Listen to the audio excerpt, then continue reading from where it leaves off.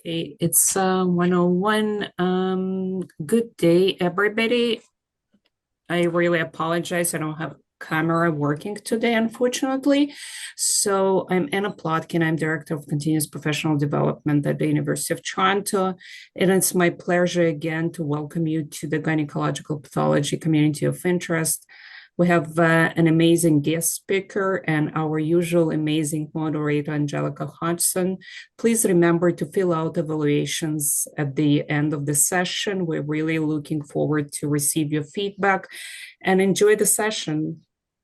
Anjelica, please. Yeah, thanks, Anna. I'm going to introduce our guest, Dr. Natalie Banet, in just a minute. And her talk is called Problematic Areas in Screening and Diagnosis of Cervical Cancer Precursors. And just another plug for filling in the evaluation. So as we tell you every time, we do read, Anna and I, all of the evaluations, and we take into account all the things that you say, including what kind of topics and who you want to speak. And having Dr. Banet here is a direct result of reading those evaluations and having someone here who is an expert in gynae pathology and in cytopathology. So we hope you very much enjoy it. The second part, as always, is going to be some case presentations, and Dr. Banet is going to share some of her cases. And as you can see, we also have a lineup of presenters of our own from our community. We have some gynae pathologists as well as a fellow in gynecologic pathology who are going to share their cases with us. So, as I said, our guest today is Dr. Natalie Banet, and we are very, very lucky to have her join us. Dr. Banet is a gynecologic and cytopathologist practicing at the Cleveland Clinic in Cleveland, Ohio, and she has published in both of these topics in the literature. She's also an associate professor of pathology at the Cleveland Clinic Lerner College of Medicine as a part of Case Western Reserve University. She completed her training in anatomical and clinical pathology at the University of North Carolina and fellowships in both gynecologic and cytopathology at Johns Hopkins Hospital. She is part of the group who implemented the International Society of Gynecological Pathology live virtual education program. Of course, I'm sure many of the people on the call participate in that particular portfolio of online sessions. And importantly, she's also the founder specifically of the journal club portion. And her other endeavors include being the treasurer of the International Society of Gynecological Pathology, and she is also an editorial board member for the International Journal of Gynecological Pathology. So Natalie, welcome. Pleasure to have you. Thank you. So thank you all so much for having me. It's really an honor to be here. And thank you to Anjelica and Anna for having me. Today I wanted to talk about a talk called Problematic Areas in Screening and Diagnosis of Cervical Cancer Precursors.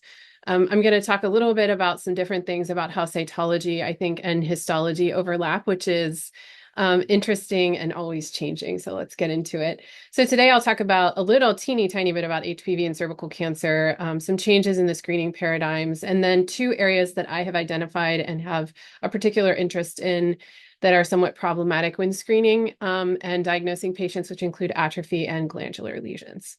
So these are the learning objectives, which I'll leave on the screen for a moment and you can review later, but I'm not going to read them to you. So let's start with our introduction. We know and spend a lot of time thinking about the HPV virus, which is a double-stranded DNA virus widely distributed in nature.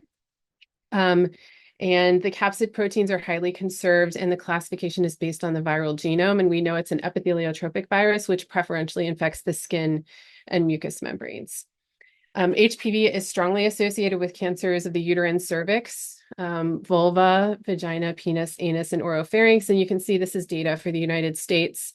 About half of the new cancer cases every year that are associated with HPV are still cervical in nature. Liquid-based cytology and HPV testing, we know that routine use of these modalities including HPV testing, has resulted in a clear decrease in cervical cancer rates in the United States. And there's an increased interest in the US, at least, in implementing primary HPV screening. So I just wanted to touch briefly on what's happening in the US. I get asked about this anytime I talk about cytology and how it interacts with histology. So here in the States, we have really three options still for screening patients for cervical cancer. One is to use liquid-based cytology only, beginning at age 21. And if it's within normal limits, you repeat this every 3 years. The other option is to begin testing at age 21 and only do HPV testing for patients over the age of 30 and to reflex to HPV testing for ASCUS or ASC-H for patients basically between 21 and 30 years of age. And now it's been approved to use HPV as a primary method of testing beginning at age 25 and to reflex to LBC for all high-risk HPV positive patients, and then to use the HPV subtype and the LBC results to triage to colposcopy, excision, or repeat testing, which basically just means monitoring the patient. When you look at the statistics, this is about how many patients are being screened with each modality. Co-testing is by far the most popular. It's about 75%. About 20% of patients use LBC only. This is usually based on availability and feasibility of getting reimbursed for HPV testing. And only about 2 to 3% of patients are being screened using this primary HPV method. So this is what is in the literature. And this is what is happening in an ideal world. But I think what's actually happening is no one really knows what's happening. I don't know if folks who are signing out cytology in Canada are having the same experience, but I often find that I will look, I'm looking at a LBC on, say, a postmenopausal patient, and I go to see, on her last PAP, what was the HPV, and HPV wasn't done, and she had a PAP when she was 60. So I know that we aren't always following the rules. Sometimes I still get reflex testing on patients who are, 55. So I think anytime we have a conversation about implementing a new testing method, it's important to ask what we're doing now and how well we're doing about interacting with our clinicians about correctly using the algorithms. So what about primary HPV screening? It is approved only on selected PAP platforms, and the ACS recommends you start at age 25 with primary testing, and the ACOG, which is the obstetrics and gynecology, recognize this as an alternative for average risk patients. Implementation, and this has been documented in the literature, has been hampered by clinician understanding of the benefits, patient reluctance to change, laboratory infrastructure with approved HPV platforms, significant burden of follow-up for positive testing on the workforce, the cost of testing, and then this asterisk designates that this is my personal opinion. I think a lack of centralized medical records in the States also makes this difficult, as we often, and this is getting better as medical records start talking to one another, but you often cannot find history on patients, which I think leads to increased testing. So I just wanted to touch briefly, since this is kind of a truncated talk, on emerging testing and methods that have been added to primary HPV screening in some settings to kind of facilitate this. One is self-collection, and I put May 2025. I think that should say 2024. I'm sorry, that was approved by the FDA in the United States just this year. DNA methylation studies have also been looked at on LBC, and this basically tells us through the signatures expressed by different patients whether or not they are likely to develop a more serious lesion. And then I have here on the right a picture of the Ki67P16 dual stain for LBC, which is a potential triaging tool for HPV positive LBC patients. And this is being used in some locations in the United States. We are not using that here at Cleveland Clinic quite yet. We're looking at getting it on board though. So I would say for all three of these, not widely available, at least in the United States. So we do know some things about HPV since the implementation of vaccination here in the United States, which was around 2006. This is data. It's a little bit hard to get at this data in the US, but we do know, you can see this is data from the Kaiser Family Foundation, that the prevalence of HPV did go down after the vaccination. And the most profound effect, if you see this orange line here, was in patients aged 20 to 24 years old. And you can see here also that the 4 types in the vaccine, if you look at the 2 eras, sort of the black is the pre-vaccine era and the gray is the post-vaccine era, they did go down following about 10 years after when they looked at this again. And the non-risk, or the high-risk non-vaccine types, which that was just when it was 4-valent with 6 11, 16, and 18, those stayed relatively the same. There is some evidence that other types maybe increased a little bit, and that's like the concept of HPV type replacement, but that's still being looked at. And we know that cervical cancer incidence was already falling in the United States prior to the implementation of the vaccine. This was probably due to robust screening programs. But we do know that the oldest patients who would have been eligible to receive that vaccine that came out in 2006 are now 44 years of age. So that'll be important in a second. And we know that the epidemiologic impact of the vaccine is that HPV types that were included in the vaccine went down by 86% in patients aged 14 to 19 and 71% in those patients aged 20 to 24. This concept of HPV type replacement is something that I think about, like, do we think that because we vaccinate for one kind of HPV, other kinds of HPV will kind of fill the void? There is some data to suggest that this may have happened with the 4-valent vaccine. So this is around the time that it would have been implemented. And I don't like the colors they use in this graph, but these red dots represent 16 and 18. And you can see here over this 8-year period, it did the estimated number went down, whereas these other high-risk types sort of came up. So there is maybe some truth to that. This is similar data noted from the same time period. The dark blue portions of the bar graph represent 16 and 18, which has been included in the vaccine since it was implemented. And the top bar graph is 2008, and the bottom graph is 2016. So I identify that some challenging areas in a new era of screening will be the nature of biopsies we see will change as the screening protocols change. So we won't be seeing biopsies anymore from patients who have gone through PAP and HPV. Often in that order, it will be HPV and then PAP and then biopsies.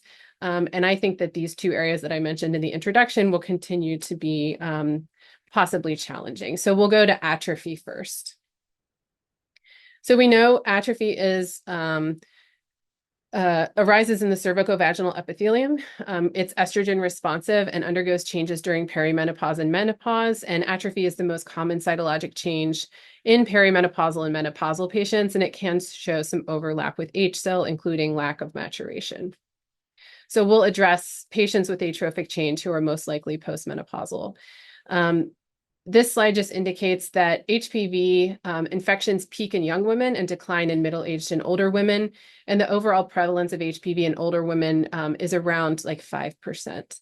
But older patients are less likely to clear HPV infections. We know cancer takes approximately 15 years to develop after HPV infection. And currently, this postmenopausal age group is unvaccinated. In this data set, HPV infections in the postmenopausal age range were relatively similar to the two groups preceding it. And though the incidence of cervical cancer decreases with age, it is still the most commonly diagnosed HPV-associated carcinoma at the time of menopause.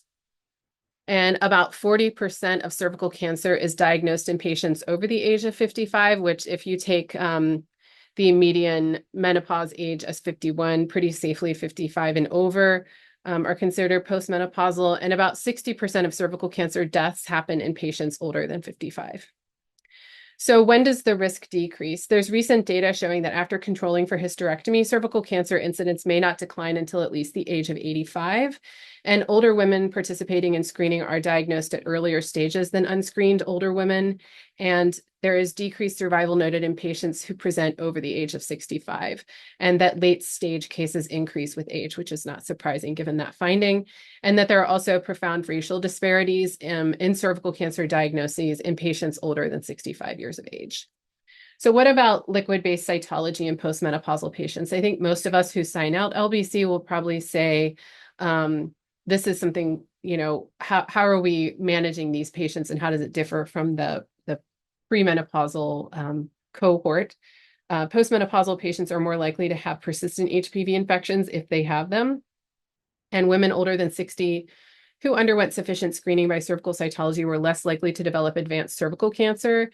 And those with more recent screening are more likely to be diagnosed with early stage disease. And about 15% of patients with cervical cancer in this age range are unscreened. HPV testing is important in this population. Most histological CIN2 plus lesions in postmenopausal patients are not recognized by a single LBC test only, so the sensitivity is increased by adding HPV. And LBC only in this age group is not sensitive because almost 70% of patients in one study had a negative test within the past 5 years. So we know that HPV can increase our odds of finding these patients. This paper is interesting. It looked at a large cohort of patients and stratified the risk of developing dysplasia and carcinoma by the type of abnormal cervical testing or HPV testing. You note that the highest risk was noted in patients who had both HPV positivity, but also abnormal pap smears. And that's in that orange line.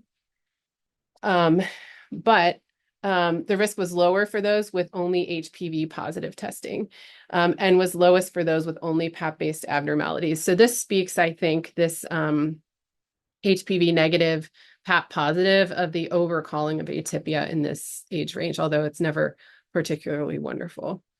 Interestingly, though, in patients with benign cytology in the older age group, a spike in HPV positive rates was noted. The remaining findings aren't surprising, but I did find this little bump here in this older age range interesting. So this concept of atypia of menopause is that the diagnosis of ASCUS is likely overdiagnosed due to minor changes noted in postmenopausal patients, including increased nuclear to cytoplasmic ratios, accentuated chromatin patterns, and cytoplasmic vacuolization. So they're subject to a number of interpretive challenges. The closest data I could find was patients over the age of 35, but the positive predictive value of an ASCUS diagnosis was only about 3%. And the ASCUS and other atypical findings are less likely to be associated with significant disease than in younger patients. So HPV is useful. And in one study, 29% of postmenopausal women with ASCUS were high-risk HPV positive compared to 40 to 50% in all patients. And we know as patients age, the cervical transformation zone sort of retreats up the cervical canal. So it does become a little bit harder to visualize the cervical transformation zone at colposcopy. So these patients can be even harder to screen when they're being screened very well. So this is just a chart for your review about things that maybe are a disadvantage for the postmenopausal age range. And you can see here they have most things kind of going against them when it comes to HPV. And this is why I tend to approach these patients with sensitivity and maybe a little bit different than the others. I won't read this to you in the interest of time, but you can review it. I've already gone over it. But the differential diagnosis is difficult. And I find that HSIL versus atrophy is a unique flavor because it's two entities, but one is completely benign and one is the thing right before like cancer. So this is atrophy. Histologically, it's defined by thinning of the epithelium with lack of maturation.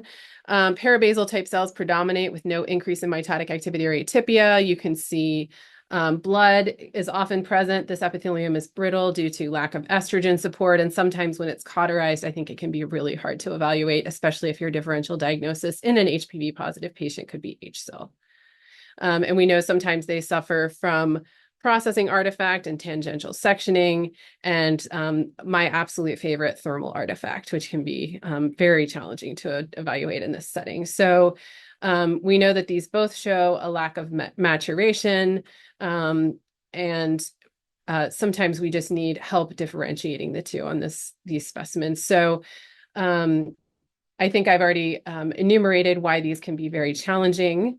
And I did do a study on these patients where we took atrophic specimens and compared them to HSIL in patients older than 65, mostly to just make sure we were solidly in that postmenopausal age range. We did P16Ki and high-risk HPV RNA in situ hybridization, which detects these 18 transcriptionally active subtypes.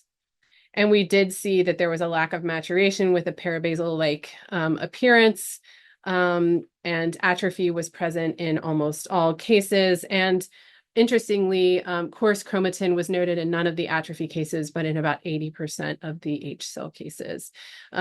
One finding that I find helpful is that mitotic activity wasn't as reliably elevated in these patients. It wasn't elevated in benign cases, but only about half of the cases did not have any. And there is similar reported data in patients using progestin that the mitotic activity in their squamous epithelium goes down. So perhaps this is an artifact of a low estrogen state by one way or another.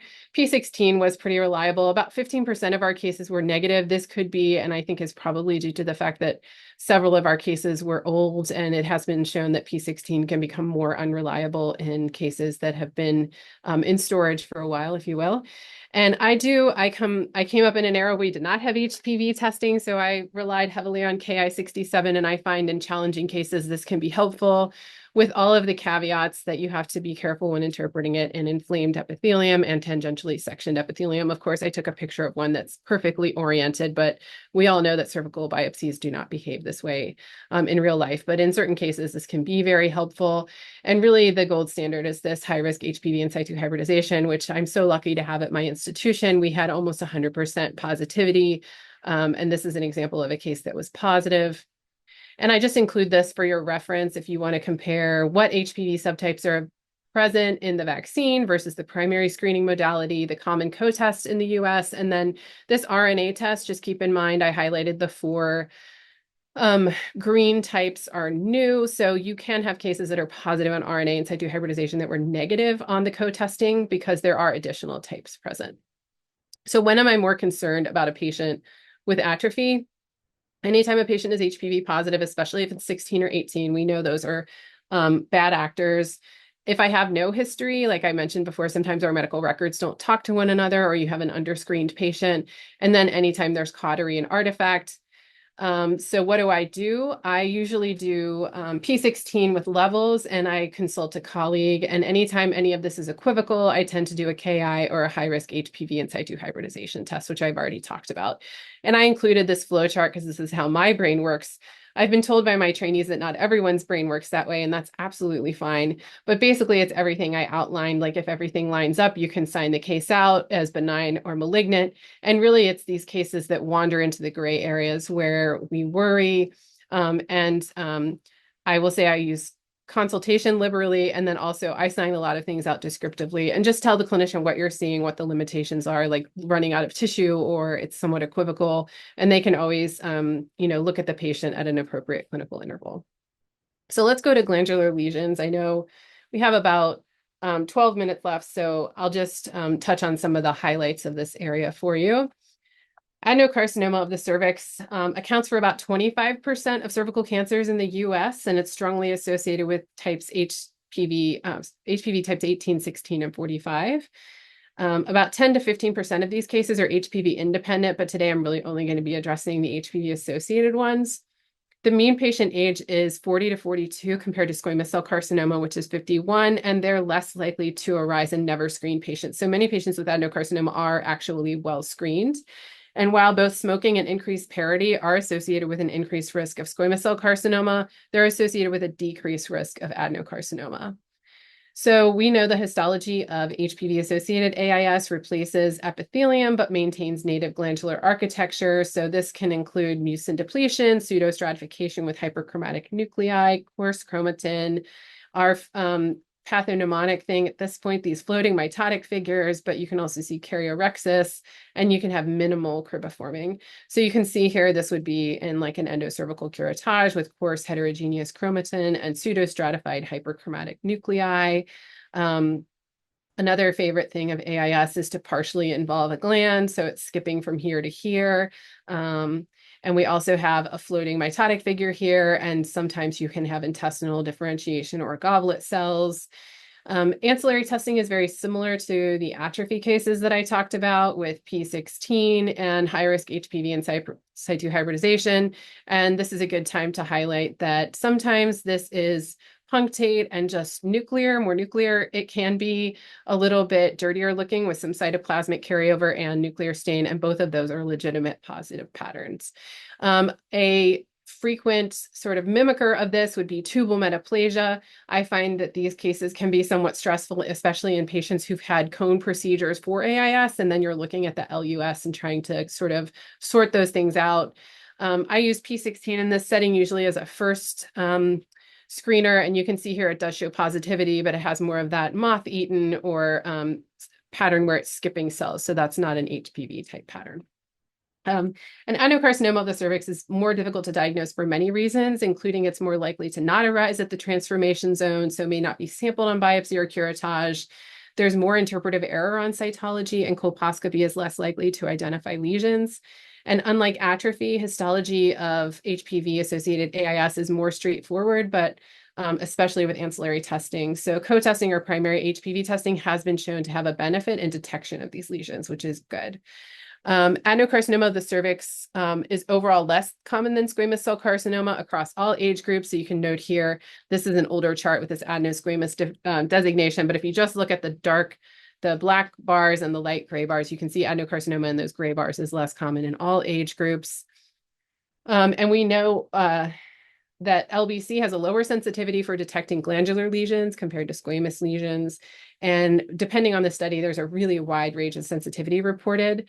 And if you take all atypical glandular diagnoses on cytology and compare that to the histology, the diagnoses are really wide. Sometimes they're benign, but the most common clinically significant outcome in a majority of studies was actually squamous, so HSIL, especially in young patients. In one study, less than 2% of patients had AIS or adenocarcinoma of the endocervix, and patients over the age of 50 are actually more likely to have endometrial neoplasia. There's also significant inter-observer variability, including whether things are atypical or just reactive, whether they're endocervical or endometrial, so the cell of origin, and how atypical to call them on an atypical spectrum. So we know this leads to a decreased sensitivity of this diagnosis for detecting clinically significant lesions. Because this diagnosis usually leads to follow-up or some sort of intervention in terms of biopsies or a LEAP, I use consensus diagnoses in these cases, and it has been shown in the literature to improve the sensitivity to show these glandular smears to a colleague. So what about ECC? There's a debate about the efficacy of using this. However, we still use this in the States. And the place where most people agree to use it is in inadequate colposcopy, and the sensitivity can range from 35 to 78% after an atypical glandular diagnosis, and the lack of sensitivity actually leads some patients to be diagnosed on excision. So a lot of patients with glandular lesions aren't diagnosed on PAP, they aren't diagnosed on biopsy, they aren't diagnosed on ECC, only when we get a LEAP or a cone excision. And this is especially true for those older patients with a type 3 cervical transformation zone. So HPV remains highly sensitive, though not specific for detecting these on screening. So what about the type of excision? We said many are diagnosed on excision alone, and LEAP has been associated with a higher rate of positive margins in some studies. And we all know from looking at these that the thermal artifacts can actually make diagnosis a little bit challenging sometimes. And another thing that I think about is, should we be leveling these cases? If you have a negative study or negative set of biopsies, should you do deeper levels? One study specifically looked at a third level and found it increased the yield for cervical biopsies. This was not specifically for glandular lesions, it was for squamous lesions. Other studies stipulate that additional sections should be examined in cases where the epithelium is missing or denuded, which for me at least is a high percentage of cases. So I know this is sort of user dependent, but it's something that we can think about in just improving our yield for detecting these lesions. And we know as more people are vaccinated and primary HPV screening use increases, we have to think about how to approach diagnosing HPV-associated adenocarcinoma. Will it change? So let's start with what we know in countries with a head start compared to the US. In Australia, they changed to primary HPV screening in 2017. I have presented on this topic with a colleague, Dr. Karen Talia, so a lot of this data she helped me acquire. So what they do is they screen every 5 years and they subtype 16 and 18, and then they do liquid-based cytology on anyone who has positive HPV, and they start at age 25. This is an actual algorithm that they follow. I will not run through it, but suffice it to say, anyone who says that HPV primary screening is simpler, I don't think that's true. I think it's more sensitive, and there are a lot of things about it that are better, but it does require a lot of frontal lobe engagement, I would say. So just to summarize some key outcomes, the risk of CIN3 and greater lesions was similar for patients with HPV 16, 18, and other, but the cancer risk was highest in patients with 16 and 18, and most cancers happened in those patients. And then in patients with HPV 16 and 18 and negative cytology, most cancers were non-squamous, and about a third of the AIS cases were actually in that category as well. Initially, they were sending women with persistent HPV positivity and other to colposcopy at 12 months. They found that the risk was actually so low they could stretch that out to 24 months, and there were exceptions for some high-risk groups. We know that the number of cases was also going down in Australia. Their vaccination year was just after the United States, but they have a similar graph to the one I showed in the atrophy portion in regards to what was happening. But I think what's important is that if you look at this solid blue line here at the bottom, the vaccine really wasn't having an impact on the incidence of adenocarcinoma. And while the number, and neither was the screening program. So while the number of squamous cell carcinomas was going down, just like in the United States, the increase in adenocarcinoma is really relative as the number of squamous cell carcinomas decrease. So that was also true there. In Australia, if you look at the patients whose reflex HP or LBC results was glandular, so they test for HPV first and then do cytology, 60% were positive for 16 or 18. So I think that's one thing that makes it hard to really triage these patients, is that we know about 40% weren't positive for 16 or 18. So they were some other kind of HPV type. So how can we spot those who are at risk for HPV-associated adenocarcinoma? We know HPV infections with 16 and 18, but also maybe 45, which I put an asterisk for because that's often lumped with other. These patients are often well screened. They often have a coexisting squamous lesion, which can be helpful, and they're most commonly 40 to 42, but they often do not actually have an atypical glandular cytology diagnosis. They don't arise at the cervical transformation zone. They're often diagnosed on ECC or excision, and up to 40% may not be associated with 16 and 18. In the United States, it's all about percentages. So we use actually an app now, of course, we use an app for everything, but you can go in and put in your patient's age, how they've been screened, any other information you have about their biopsies, and et cetera. And it will tell you for a lot of patients, based on their immediate risk of CIN3 or greater, if they should get colposcopy or something they refer to as expedited treatment, which would be like an excision immediately. So this is how we're doing it here. However, if you type in most glandular things into that app, it refers you back to these screening algorithms. The AGC categories are mostly the same. The only one that's a little bit different is this favor neoplasia category, which even if your biopsies are negative, you go on to excise. Most of them kind of piece together the colposcopy plus subsequent follow-up and whether or not you should excise. But the point I'm trying to make is that most adenocarcinoma patients on tissue are not even coming from these atypical glandular cohorts on screening. So it's interesting, but it's probably not sufficient. So how can we spot these patients? I think there's no clear population of patients to increase screening. Personally, I always want to see what kind of HPV a patient has when available when I'm looking at a cervical biopsy. If it's 16 or 18 and I'm on the fence, I increase investigative steps. So that means levels, stains, et cetera, showing it to a colleague. If only one level is performed on a LEAP, and this often happens at my institution, I tend to level these patients, and especially if they're glandular, if they have any history of a glandular lesion, or if they have these high-risk subtypes.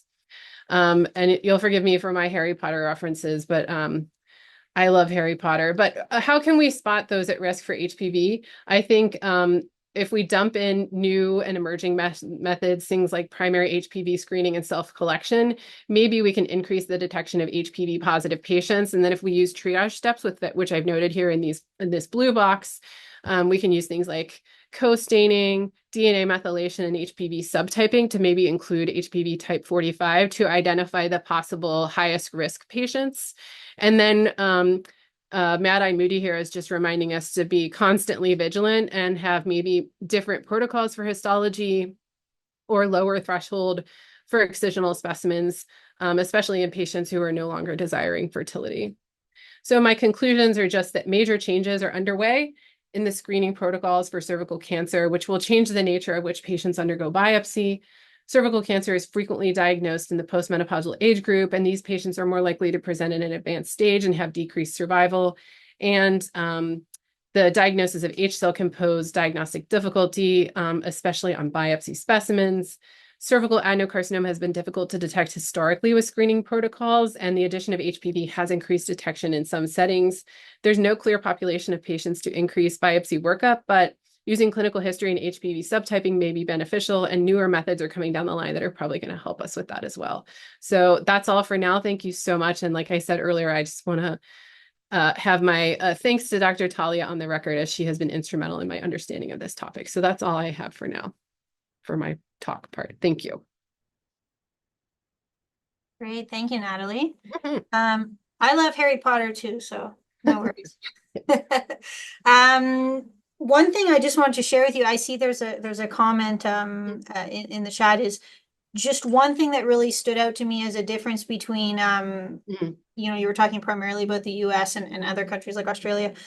Actually, last year we were told here in Canada that the incidence of cervical cancer is increasing in this country, which is of course extremely concerning. Could that for be us. like, do you think that's actually a real increase, or have your screening, like, your efforts increased so you're just like detecting more, or do you know if there's been like a push Hard to to screen? say. Extremely hard to say. I think Yeah. part of it is there is some low levels of screening in different areas of the country, and I think that's contributing to it. So, anyways, that was one thing that just stood out from your talk. I'm just gonna the question. So Sakina Thuriai is a gynecologic pathologist and a cytopathologist, just like you. So she's asked a question about, and I always have this question too. You hear these talks about you know, self-screening, and this is what's going to happen to all the HPV associated lesions and cancers. But what about the non-HPV associated stuff?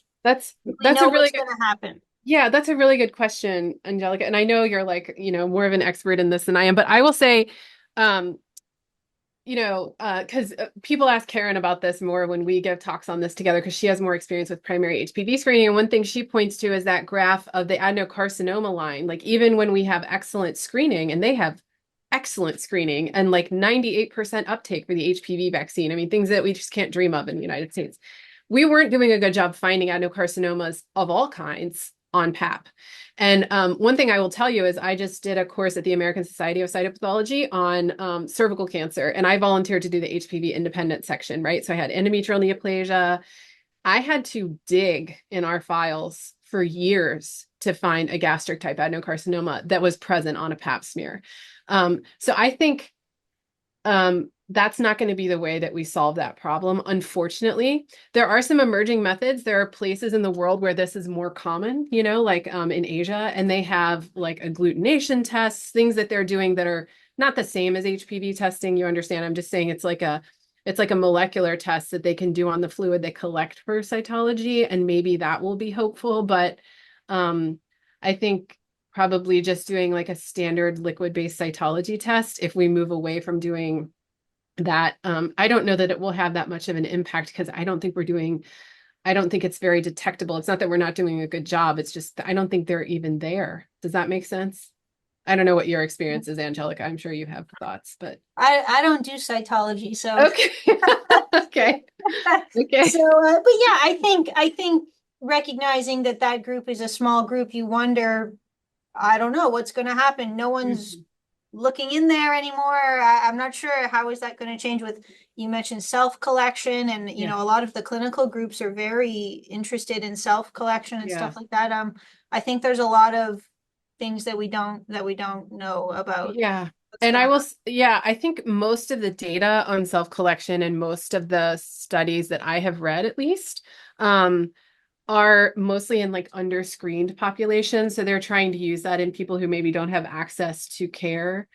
But the unfortunate part of it is that you can't reflex those to cytology. So if you do have an abnormality, the patient actually has to come in for care. And I think that step is where a lot of it gets lost, right? Because they're already in a situation that's more difficult, maybe socioeconomically, or just with literal access to care, like remote settings. So I think every time we think we've solved one problem, sometimes we kind of create a different one. And so that's going to require a lot of intervention on behalf of like the clinical staff, just finding those people and finding places for them to get care. And I know if Canada's anything like the United States, we're always busy and everybody's always strapped. So it'll be interesting. Yeah. Yeah. One thing I wanted to ask you, specific technical question is, you showed some images of your HPV-ish. Mm, And I think, like you said, you're lucky to have it, and yes. all of us who have it are lucky. Yes. And I think people's familiarity with how you're supposed to look at it, and kind of different pitfalls and stuff, varies. People's experience with it varies. So I was just wondering if you could give everyone your kind of insight into, how you approach looking at that and how hard you need to look at it, and that type of thing.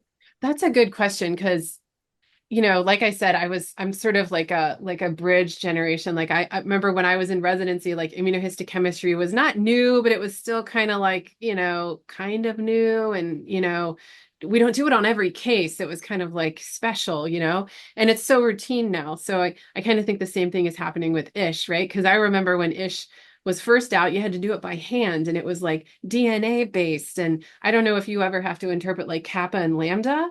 I don't love it. It's not easy. I prefer not to do that, but that's what HPV in situ hybridization used to look like. And it was DNA based and it wasn't very sensitive.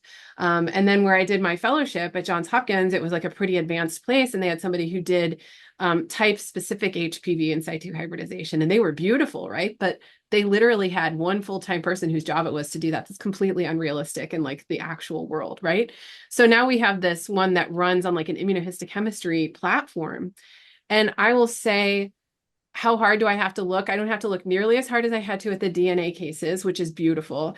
And I will say there are very few cases where I only find a few signals. Most cases are pretty obvious. The one thing I will say is if your counter stain isn't very dark, you can drive yourself insane, especially if it's something like an endocervical curettage, because then you can't even match up where your suspicious fragments were. So you're basically looking at it like you're a cytopathologist and the counter stain isn't dark. So that's something to explore with your lab. And then we have noted some interesting patterns, which I have a few examples of today, like when you get you interpret these, Anjelica, like you have like a pattern that in the more high risk types and then the low risk types. But what do you do when like a high risk type shows a low risk pattern? You're like, what does this mean? I don't know. So I think we're all still getting familiar with it a little bit too. Yeah. But I would say maybe like 90 something percent of the cases are pretty straightforward, at least in my experience. Yeah. Yeah, I agree. I agree. I mean, usually it's just, obvious. I have to say I do look very hard though. If it's not immediately obvious, Yeah. immediately If obvious, it's negative, especially yeah. if your suspicion is very, very high. I have Right. seen, 95% will be in that obvious category, and then there's that 5% where the signal is a little bit less obvious, and it becomes obvious if you look just a little bit harder. Yeah. There's just a couple questions from the audience as well. So first one is, what is your experience on the incidence of HSIL in vaccinated patients? The unfortunate thing is I don't often know if patients are vaccinated. But every time some people have been doom and glooming me about cytology, because I love cytology and I love Gynpath. And I remember when I was coming up, people were like, oh, you shouldn't do those two together because like the pap smear is going away. And I was like, oh, really? And of course I believed everything people told me back then. I don't anymore. But I mean, the uptake for HPV vaccine in the state I live in the United States is less than 50%. So I think our average in the United States is hovers between 50 and 60%. So I still see plenty of HSIL, unfortunately. So I imagine those patients some of them are vaccinated, and it probably also depends what vaccine they got, because I think a lot of people who got the 4-valent vaccine didn't go on to get the 9-valent vaccine. So there's plenty of wiggle room there too, because there were really only two subtypes, high risk subtypes in the initial vaccine. So. We'll do one more question from the audience, and that is an important one, and it's your thoughts on how we reconcile the limitations of HPV screening sensitivity with the potential risks of overdiagnosis and over treatment. That's a really good question. And I actually kind of wonder if we can really stratify by that 16, 18, like the way they do in Australia, like they were, doing colpo at 12 months and now they're doing it at 24 months. I see a lot of colposcopy in patients with ascus paps and other positivity. So I know we're already doing that here. I like to believe in an ideal world that we'll be able to kind of shuffle those patients to 24-month follow-up more often and maybe focus the colpo on the high-risk patients. But I know just from talking to Dr. Talia that the initial experience in Australia was that the clinicians and the patients weren't comfortable not getting colposcopy. So everybody with high-risk HPV positivity, any kind, was going to colpo, and then the wait times for colpo were really long. So they kind of had to like shuffle things around and get people comfortable with it. And sometimes as Americans, we're not good at waiting our turn and having a collective mentality. So like I said, I think it'll be interesting to watch this happen. That's a good question. Mhm. Okay. Thanks, Natalie. So we'll give you a little bit of a break here. Okay. And we're gonna we're gonna go into the case presentations and let Sakina, Dr. Thuryai is gonna share her case. Hi, thanks, Anjelica. Let me just see. Right, so this is also a case related to the cervix, but in a different way. So this was a 61-year-old female who went for a routine pap test, and it showed atypical glandular cells NOS. She'd previously undergone menopause about 15 years before. And on colposcopy, there was a large friable mass that was originating from the endocervical canal, and it looked like possibly a large endocervical polyp. So they removed that as well as did an endometrial biopsy. So the endocervical polyp portion was about 3 fragments of tissue, up to about 2 centimeters, and the 2 largest fragments were bisected. And where I've put the blue marks is the areas that I'll highlight in the next slide.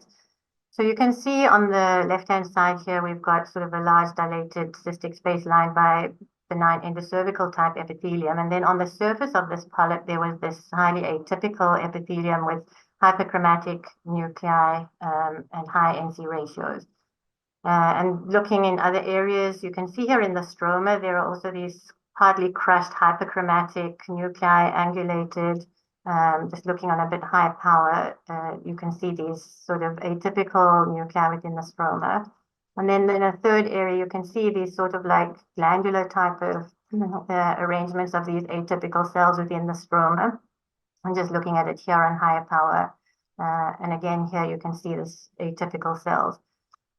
So I signed this out as saying that it was fragments of an endocervical polyp and there was focal surface involvement by high-grade adenocarcinoma. The corresponding endometrial biopsy was also high-grade adenocarcinoma, and I did immunohistochemistry on both specimens, and it was the same, and it showed abnormal overexpression of P53 and P16 with intact MMRs and negative WT1 ER and PR.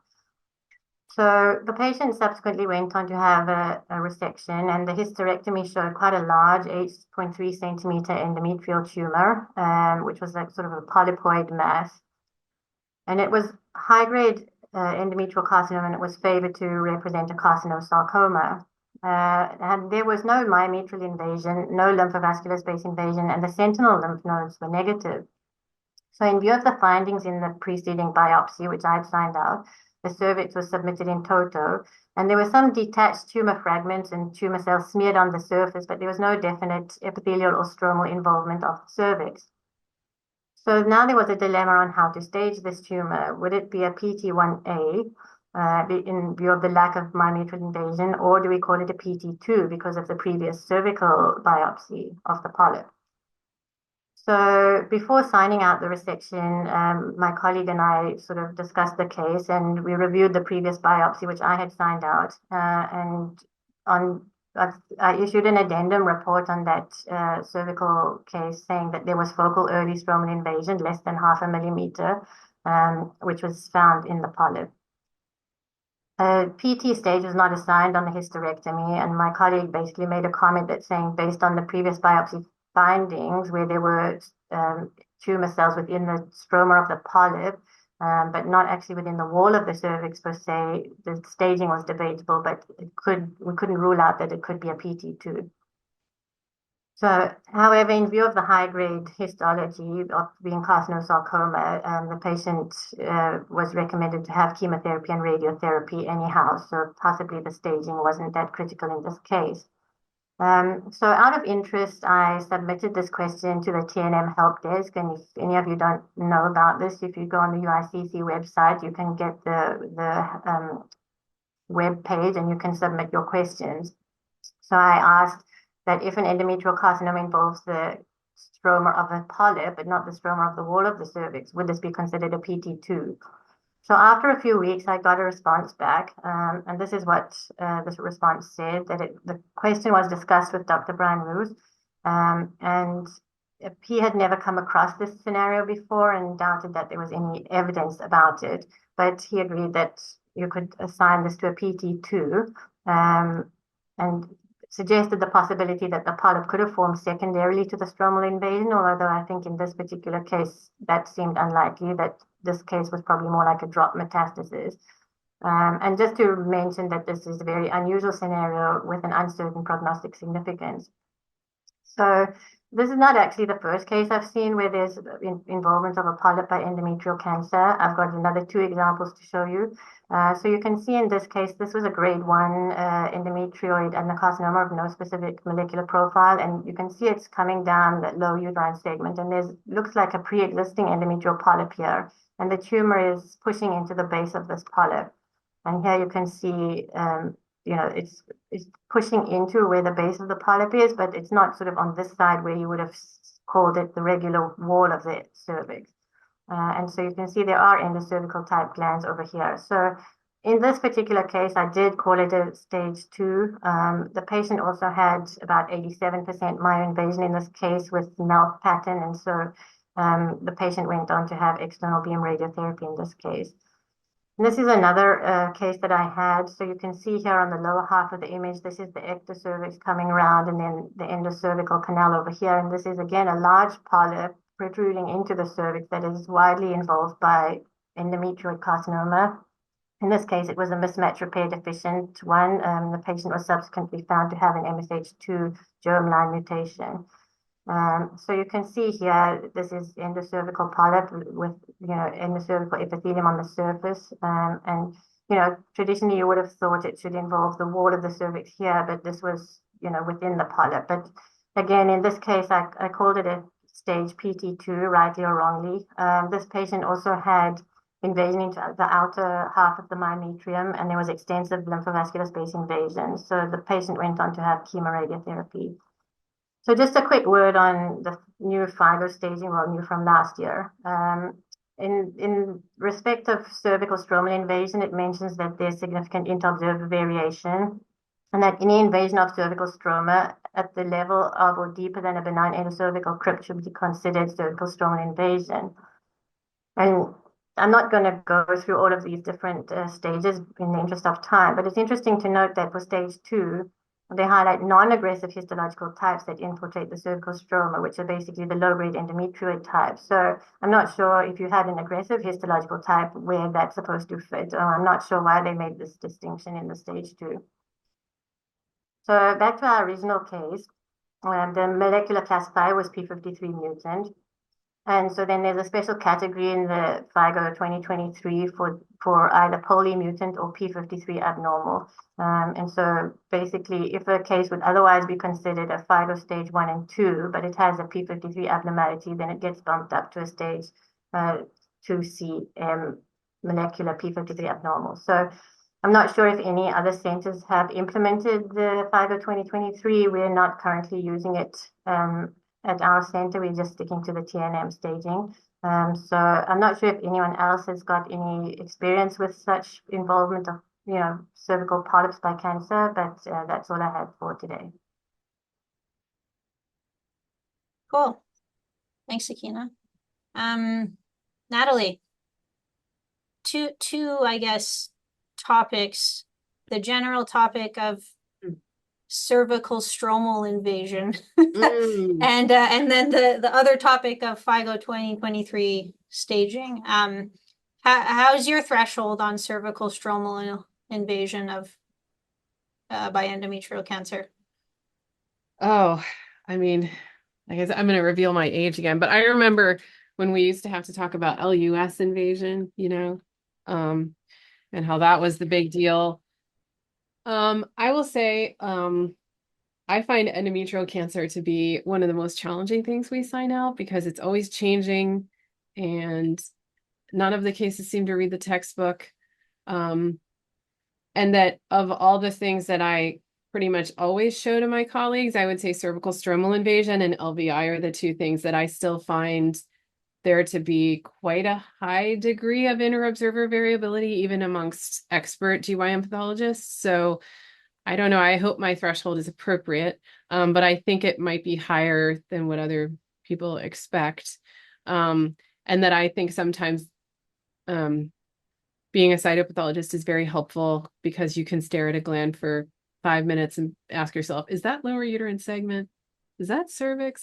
So you can really have those moments. And then I find bouncing those off more than, a couple of people around a scope is really the way to go. And I guess if you don't have that luxury, you could possibly do something virtual because I think it can really impact the patient. And the FIGO 2023 staging, I was just talking about this with someone yesterday. This is what I have to say. I think that we're living through a paradigm shift of endometrial cancer classification. Right now, the morphologic classification is sort of clashing with molecular classification. And as much as we would like to think that they neatly fit into subgroups, they don't, right?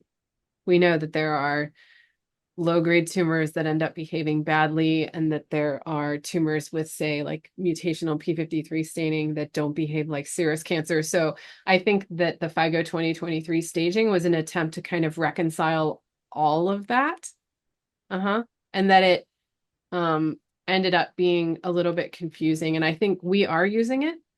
For a while, we were using PTNM. We were using the old FIGO and the new FIGO, which was very confusing. And now we're just using the new FIGO. And I still find it to be challenging, but we brought POLE testing on board so we can really fully embrace the 2023 staging. But I will say when I use it every time, I get out the whole thing and reread it every time because there are so many exceptions. And just because you find something that you think meets the classifications for your case, you have to keep reading because it might actually reappear later on. Does that make sense? I find it to be challenging. So Yeah. I think one thing that you said that is good for everyone to remember is in these. So I have a particular philosophy on cervical stromal invasion that I won't expound on here. But I think one thing that you said that is important for all of us to remember is that's the type of thing that you really probably should be discussing with colleagues and showing this type of thing. Like this isn't nothing. It's a treatment. The significance does very probably depend, like Sakina showed, probably in those endometrioid, it's a little bit more significant compared to a little mini drop med of a serous on a polyp. So yeah, I think this is a particular threshold thing that's probably better discussed amongst colleagues when one's going to make a decision like that. Cool. Thanks, Sakina. And Natalie, I think we'll go with your case. Oh, okay. We're going to toggle between. Yeah. Okay. So this patient is 44 and had no significant history and came in for LBC testing. And I sometimes give talks on how I look at PAPs, but basically I usually tell my fellow, like, don't tell me anything. I don't want to know her HPV history or her history. But this had no squamous lesion. And then there was this one area we thought, we have these cells here. And this can be Herculean even on a good day. But of course, cytology is a 3D sport, and you have to sort of look around and behind things. But these do seem to have more of a columnar architecture. And we can see maybe a little bit of apical cytoplasm. What we don't have is any mitotic activity, but I think this chromatin is coarse, especially if you compare it to the squamous cells around it. So this was called just atypical glandular cells, NOS. And the piece of information which may have influenced the person who screened it was that the patient is HPV-16 positive. So her squamous cells were fine. Her glandular cells were not. So she went on to have cervical biopsies on a curettage specimen. And this was one of her biopsies, which was signed out by a GYN pathologist. You can see here we have some squamous epithelium, nothing really to write home about, and a glandular fragment that shows maybe some tubal metaplasia there. And I'm really showing this case just to demonstrate how tricky these lesions can be to detect. These cells were thought to be atypical and maybe resemble those cells noted on tap. They were there a little bit in the endocervical curettage specimen, but this specimen isn't quite as lovely histologically. It looks like maybe it has a little bit of drying artifact or something. But I would say here that this demonstrates pretty significant pseudostratification, even if it is a little bit artifact laden. And then my colleague was able to do an HPV stain.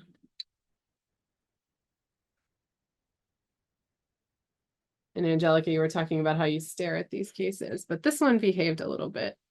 So you can see it is positive. So we have that atypical glandular epithelium with nuclear positivity, which is very helpful.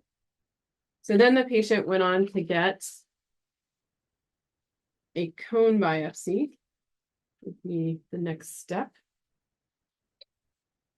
And I just wanted to show this case because I think I'm trying to be charitable, but sometimes the word cone biopsy is in the eye of the beholder. I would say the amount of tissue you get can vary. So this one doesn't have a whole lot going on, except up here. And then just to demonstrate for you, this patient is 44, so perhaps her cervical transformation zone is retreating a little bit up that canal. But you can see if you are a GYN practitioner, like a gynecologist, how hard it would be to sample this on almost anything but an excision. I think it's almost a miracle that it was on the liquid-based cytology at all. But you can see the pseudostratification and the floating mitotic figures. This patient is scheduled to undergo hysterectomy, but has not done that yet. I don't know what the holdup is, but that's the recommended management for her at age 44. So I just wanted to show that case to kind of correlate with the talk that I gave. I'm trying to stop sharing. I think it worked. Thank you. Pretty subtle. That's another thing. Cone biopsy. I haven't seen a cone biopsy since I started practicing. Oh, okay. All I'm the sorry. guidelines say like next step is cone biopsy. I haven't seen one in years, but Yeah. that one the cone biopsy Yeah. it was still very mucinous, the epithelium. Like the amount of mucin depletion wasn't as obvious, so it's not as striking at low Angelica, power. it's like you read my mind. I'm sorry. I had one other thing that I meant to show you. Oh, I yeah. have I think those are the hardest cases to find. I pulled one case from my study set, so this isn't actually like the same patient. But I always show this to residents just to remind them of how tricky these lesions can be. So this is a cone biopsy, I think. Yeah, I think so. And you can see here, this is the patient's endocervix. But we love to think of adenocarcinoma in situ and adenocarcinoma of the endocervix as being mucin depleted. Like I said, it doesn't have to be. So we can all agree those are benign, right? But check this out. So this here, this is AIS. Do you see how subtle that is? Like if you go over to where it's normal and where it's not normal. this is not normal and that's normal. And I remember thinking, those are a little funny. I'll do a P16. And this case still gives me nightmares. You see? So, and this had positive HPV as well. So I just, to correlate with that case that I had because it was so scant, I just wanted to show that, you know, these mucinous AIS lesions can be, and I'll just show that morphology one more time, can be so subtle and show you at higher power that the floating mitotic figures are there. I think they're just harder to recognize when you have so much mucinous differentiation. Thanks for reminding me. Cool. Thanks, Natalie. Okay, we're gonna move on to Lena, who's on screen. So Lena is a gynae pathologist at Sunnybrook. Let me share my screen. Do you see my PowerPoint? Yep. All right, wonderful. So the case I want to present today is a 40-year-old woman. She presented about a year ago with watery and bloody discharge. They did a pap smear which showed atypical glandular cells that were HPV negative. Based on that, an ECC was done that was also read as negative. An endometrial biopsy was also done. That one showed atypical glandular cells, P53 positive, and they suggested that it's highly suspicious for serous carcinoma. However, they did mention that there was limited cellularity on the endometrial biopsy. So based on that, the patient was referred to Sunnybrook, where an MRI was done, and it showed a large irregular heterogeneous mass centered in the posterior cervix. It was about 5 centimeters. It was cystic and it had a solid component as well. She had no discrete mass in the endometrium, and a CT was done that showed no evidence of adenopathy or metastatic disease. Based on that, they decided to rebiopsy the cervical mass. And so this is the sample that we received, and we can see that on the right here, it appears like a more aggressive process versus on the left, it appears more benign. If we zoom in on the aggressive process, we can see that there is an invasive glandular proliferation of atypical cells with pleomorphic nuclei, with nucleoli as well apparent here. The cytoplasm had a foamy or frothy nature. It ranged from clear to eosinophilic in some of the cells, and even vacuolated in some of the cells as well. However, if we move away, so to the right here is the more aggressive area. If we start moving away, we could see that in the rest of the biopsy, the cells were a little bit more well differentiated. The cell here, for example, just shows a little bit of clearing or eosinophilic cytoplasm without the atypia that we can see in the tumor.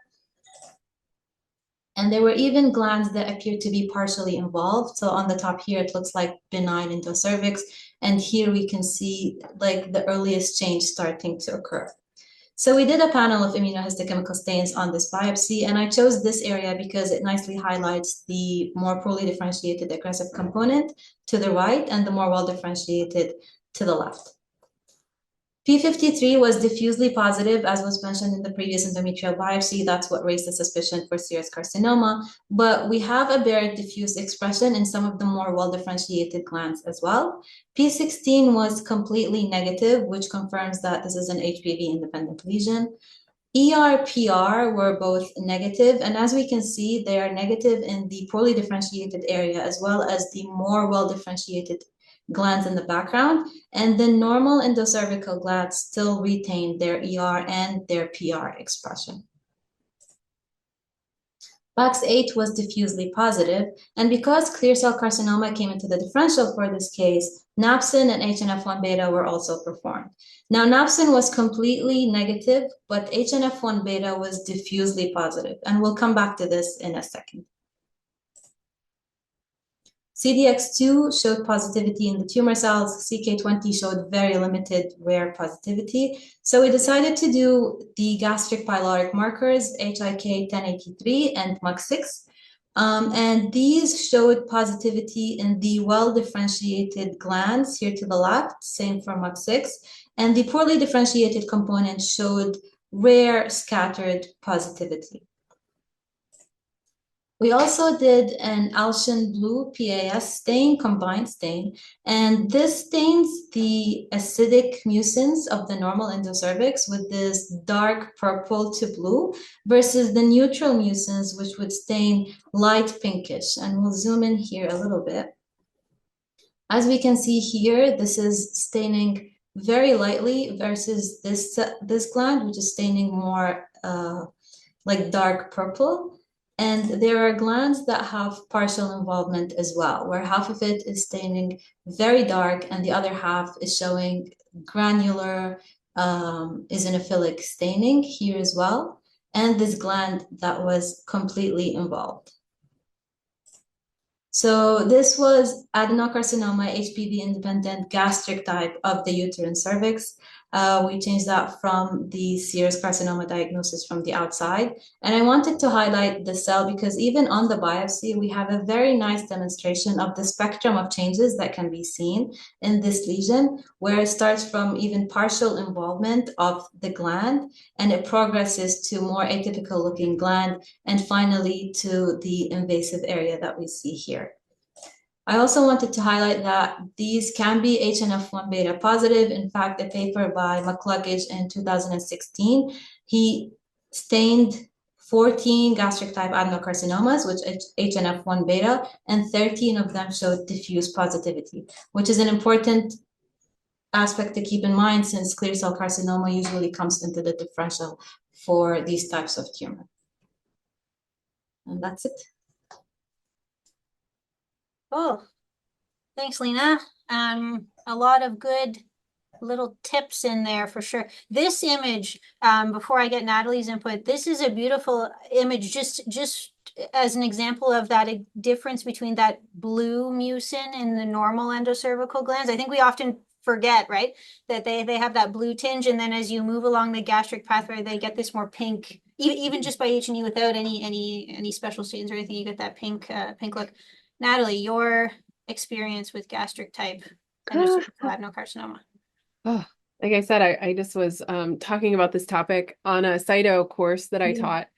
And interestingly, I think as GYN pathologists, like, you know, I came of age when these were being called minimal deviation. So in my head, I sort of still think of them as like barely different than the surrounding, which isn't true, obviously. I mean, the morphologic overlap is yes, on one end with normal, and then on the other end with serous carcinoma, which is what you were excellent. Your presentation was great. I mean, that gland on the right hand side you would buy as a serous carcinoma, and then these, we know a plurality of them at least have p53 mutations. So I think as a cytopathologist, I think not very much experience, but as a histopathologist and a GYN pathologist, which is where I spend most of my time, I think our recognition of these is expanding. And now that, you know, this sort of dovetails into your conversation from before, we're throwing p53 on everything. And so I just have to remind myself and my trainees, like, develop a list in your head of everything that can express p53 in the GYN tract that could be presenting in this patient if you're talking about a biopsy. And certainly in patients who are, you know, I don't like to use the words like older and younger, but like nearing perimenopause, we should maybe start including gastric types, because unfortunately a lot of them do present at higher stages. So you could get quite a lot of it in a biopsy, and common things being common, maybe go down the wrong pathway. So I try to remember that. I like your PAS stain. That was pretty. I haven't seen one of those since I did GI pathology. I forgot about that. But the thing is, I think what's a shame is that we don't have a specific marker for these, right? You talked about HNF1 beta. I used to rely on that more. I don't tend to use it as much now. I know there's different stains they've tried in parts of the world where this is a little more common, but wouldn't it be nice if we had a sensitive and specific marker for these cases? But we don't quite have that yet. Yeah. Cool. Thanks again, Lena. Sure. And now it's my turn again. Back to you, Natalie. Okay. Like tennis. Okay. So this patient is 38 and she underwent liquid-based cytology testing. And this PAP isn't actually like terribly exciting. I think that's a Goomba. I don't think that's real. These are the lesional cells here. And we have some perinuclear clearing, some, I would say, a little bit of increased coarse nuclear chromatin and some sort of racinoid or irregular outlines. We have some cohesive clusters here with perinuclear clearing. This patient had a prior history of low-grade squamous lesions on PAP, so this was called LSIL. I think it's kind of a soft LSIL, but that's okay. It does, the nuclear enlargement isn't perfect, but I do think the perinuclear halos are pretty good for it. This is an interesting case, I think, because her LSILs, I think this was the third time it was called, have all been HPV negative, which shouldn't really happen. And like I said, she's 38, so maybe not quite as concerned with fertility issues.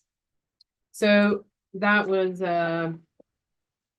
like in April, and then she went on to have a biopsy 2 months later. And this is what I thought was interesting. This was like a clock face cervical biopsy at 2 o'clock. And we didn't get transformation zone, but we did get some lesion.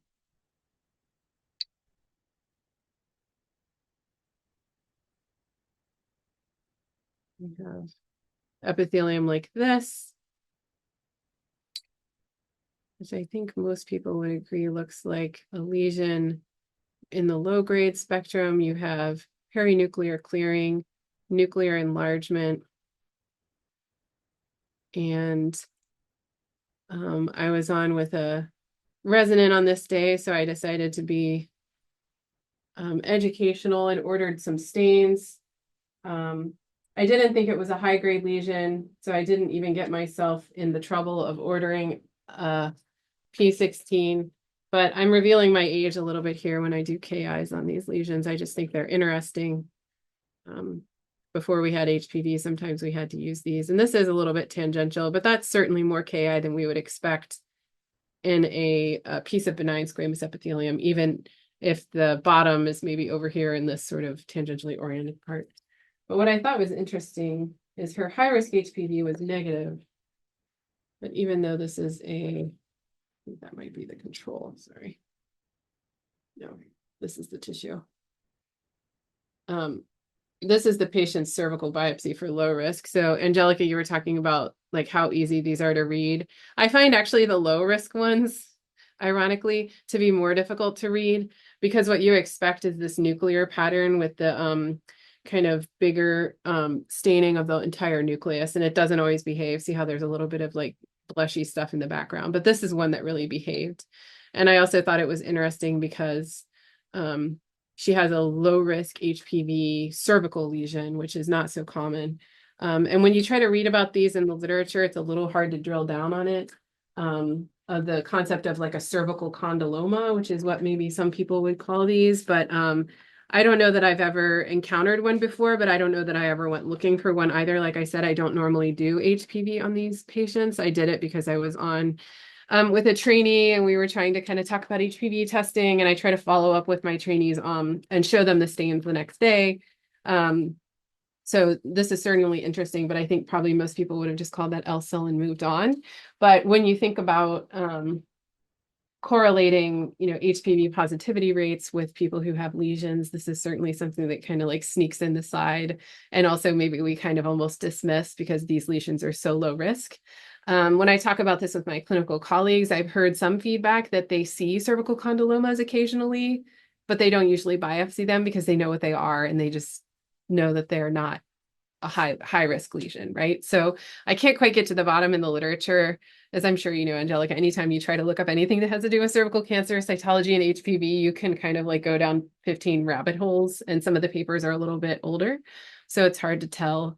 But this is certainly not like documented that well in the literature. So I just thought it was something interesting just to bring up to correlate with what we're doing on a daily basis. Yeah, I think I've made that diagnosis once or twice where Yeah. you called it an actual condyloma. The Yeah. low risk HPV-ish, to the best of my knowledge, anyone can correct me, but in Ontario certainly, and in Canada, I don't think that's that widely utilize the low risk form. Mhm.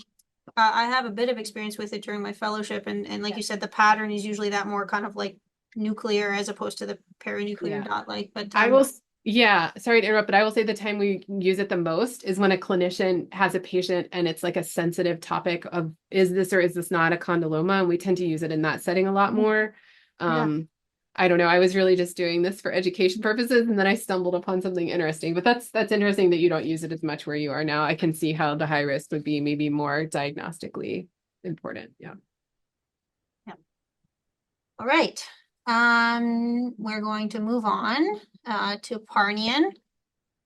Parnian, you there? Parnian is a gynae pathologist at Lake Ridge. I think I'm gonna switch gears now and talk about vulva. I'm presenting a case of a vulvar mass. Patient is a 47-year-old female. She presented with a 3 to 4 centimeter mass in her left labium minorum. She didn't have pain, but had like complaint about some discomfort in that area, and she didn't have any systemic symptoms. And on her exam, she didn't have any lymphadenopathy. So the lesion was excised. It was a multilobulated piece of soft tissue, approximately 3 centimeters, covered by skin. And on cut sections, it was 10 glistenic with some areas of hemorrhage. So this is just a low power picture of the lesion to give you an overview. Usually we get vulvar lesions for squamous carcinoma or dysplasia. This doesn't look abnormal in the squamous epithelium. I just show you higher power, and then there's a little bit of inflammatory infiltrate, and it looks like there's something in the stroma. So I thought about some stromal lesions that we can get in the vulva. I'm sure there's more in the differential. I just thought about these fibroepithelial stromal polyp, angiomyofibroblastomas, and angiomyxoma, both deep and superficial. And I just show you a representative section of each entity just to go over their main diagnostic features. Fibroepithelial stromal polyps, usually they're variably cellular. They have a variable cellular stroma, and then they have a fibrovascular course. And this case didn't exactly look like this. Angiomyofibroblastomas, they have alternating hypercellular areas with these like small capillary sized vessels. And again, this case didn't look like this one too. Superficial angiomyxomas, they have abundant myxoid matrix and these like curvilinear vessels. And of course, slender spindle cells in the stroma. And then deep angiomyxomas, usually they are large, more than 10 centimeters. They also have like a scattered, a small, like medium-sized vessels, and then these like spindle cells that have eosinophilic cytoplasm and kind of look bipolar. So this case didn't look exactly like any of these. So let's look at it again. So as we said the surface squamous epithelium look normal, but it looks like there is like some sort of pink material kind of amorphous in the stroma with these like cleft-like spaces. And then there were some inflammatory aggregates here and there. I'll show you higher magnification. And we see these, like there were lots of these cells with eosinophilic cytoplasm. It looks like there's some material inside them. And then there were a lot of plasmacytic infiltration here and there. So I'm sure by now you know what I'm trying to show. These are Russell bodies. So on low power, they kind of look like eosinophils, but the nuclei are different, and then the cytoplasm is not particularly granular. So these are cells that are filled by with Russell bodies, and Russell bodies are actually immunoglobulins that cannot get secreted, so they accumulate in the cytoplasm and they look like this. And to be honest, I've never had a case that has this many of these like Russell bodies. And then this pink amorphic material is actually amyloid, and on higher power you see there's like a lot of amyloid with these cleft-like spaces around them. And this is Congo red stain, so we see these nice salmon color, salmon like pink color. And I actually looked at them with polarized light, and they showed apple green birefringence. They had actually apple green birefringence morphology, but I couldn't get a good picture of those for whatever reason. You know, they turn out all bright like these. So you just have to take my word for it. This is CD20 immunohistochemical stain, and we see the population of B cells actually, and then as we go towards the periphery, there are less of those. And then this is CD138. This is actually like the center that is supposed to be B cells, all CD20 positive cells. And then as we go towards the edge, we see that there is lots of CD138 expression. Some of the cells are dimmer, some are stronger. So it means that like when we go from the center to the edge of these like lymphoid aggregates, we have maturation more towards plasma cells. And then this is kappa and lambda immunohistochemical stain. So it shows a population of plasma cells that are kappa restricted. I still did some of the immunos to rule out the other entities in the differential. So those cells in the stroma were weakly positive for estrogen receptor, and other immunos were negative. So the diagnosis was atypical lymphoplasmacytic proliferation with associated extensive amyloid deposition. And at this time, I actually referred the case to our hematopathology colleagues at UHN, and they requested additional tests. So they did SPEF, serum protein electrophoresis, and urine electrophoresis, and they were interestingly normal, and mass spectrometry showed amyloid kappa light chain. Molecular test was also done and showed B cell clonality, which confirmed the neoplastic nature of those B cells. So the case was best classified as extranodal marginal zone lymphoma, and it looks like extranodal marginal zone lymphoma in the skin can have this extensive plasma cell infiltration or differentiation. The main entity in the differential is lymphoplasmacytic lymphoma, and it looks like based on the morphologic features and immunophenotypic features, we cannot tell the difference. And also they both involve the like same size, anatomical sites, and but they're clinically different. LPL is usually a bone marrow disease, and patients usually have like serum M proteins, and majority of these cases have MYD88 mutation. Although marginal zone can have this type of mutation, but it's rare, and it's actually pending in our case.